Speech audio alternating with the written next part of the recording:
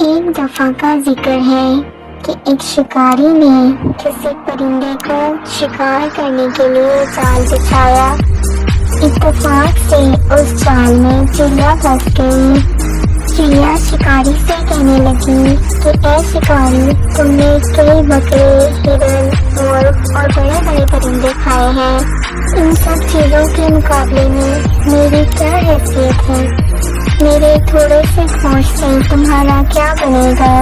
اس سے تمہارا پیٹ کبھی بھی نہیں بھرے گا، لیکن اگر تم مجھے چھوڑ دو گے تو میں تمہیں 3 نصیحتیں کروں گی جو تمہارے بہت کام آئیں گی۔ ان میں سے پہلی نصیحت تو میں ابھی کروں گی، دوسری نصیحت اس وقت کروں گی جب تم مجھے چھوڑ دو گے اور میں دیوار پر جا کر بیٹھ جاؤں گی، تیسری اور آخری نصیحت اس وقت کروں گی جب میں دیوار سے اڑ کر درخت پر بیٹھ جاؤں گی۔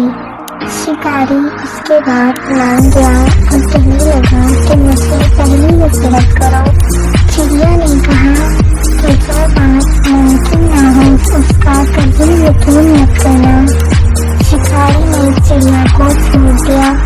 چڑیا دیوار پر بیٹھ گئی، پھر بولی میری دوسری نصیحت یہ ہے کہ جو چیز چھن جائے اس کا کبھی غم مت کرنا۔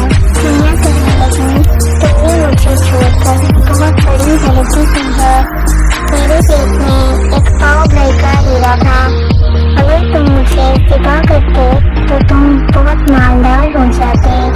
شکاری بہت پریشان ہوا اور سوچنے لگا کہ اس نے چڑیا کو چھوڑ کر بہت بڑی غلطی کر دی ہے۔ چڑیا اڑ کر درخت پر بیٹھ گئی اور بولی کہ تم نے میری پہلی نصیحت پر عمل نہیں کیا کہ جو بات ممکن نہ ہو اس پر کبھی یقین مت کرنا۔ میں شٹانگ بھر کی چڑیا اپنے پیٹ میں ایک پاؤ کا ہیرا کیسے رکھ سکتی ہوں؟ میں نے تمہیں دوسری نصیحت یہ کی کہ جو چیز چھن جائے اس کا کبھی غم مت کرنا، لیکن تم نے اس پر بھی عمل نہیں کیا اور پریشان ہو گئے۔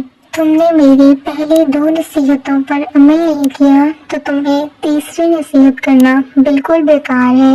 یہ کہتے ہوئے چڑیا اڑ گئی۔